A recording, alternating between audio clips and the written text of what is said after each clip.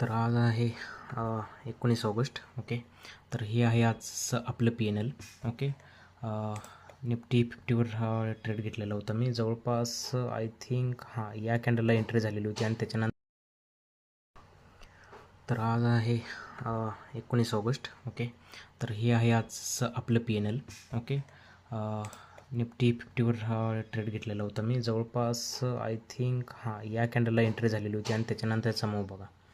आता S L कुठे hit झाला ते सांगतो तुम्हाला मी. हे आपलं ट्रेड होतं. थोडंसं झूम आउट करतो.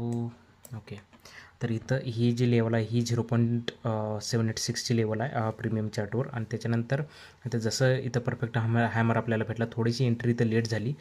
इथे एंट्री घेतलेली आहे आणि आपल्या रिस्क रिवॉर्ड म्हणजे रिस्क मॅनेजमेंटच्या ह्याच्यावर मी 4%चा SL घेतला, लेस दॅन 4%चा. आणि त्याच्यानंतर इथं कॅन्डल येऊन खाली इथं म्हणजे इथं बऱ्यापैकी इथं तुम्ही पाहू शकता या कॅन्डलला आपली इथं ॲसिलेट झालं. ओके, आणि त्याच्यानंतरचा मूव स्ट्रॉंग मुवमेंट जवळपास 30 ते 32%. म्हणजे असले पण असे दिवस असतात की आपल्याला जे सहन करावं लागतात. एक थोडंसं 2 ते 3 कॅन्डल जर इथं थांबलं असतं तर खूप चांगलं हे झालं असतं. पण ॲक्सेप्ट करा की बाबांनो चार्ट इथं थोडंसं साईडवेज गेलं आणि त्याच्यानंतर खूप चांगली मूव दिली. खूप चांगल्या प्रकारची मूव इथं तुम्ही पाहू शकताय.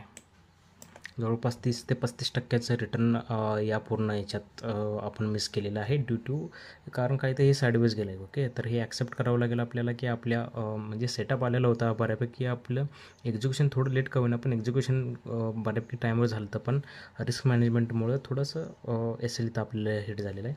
तर ॲक्सेप्टेड. Okay, thank you.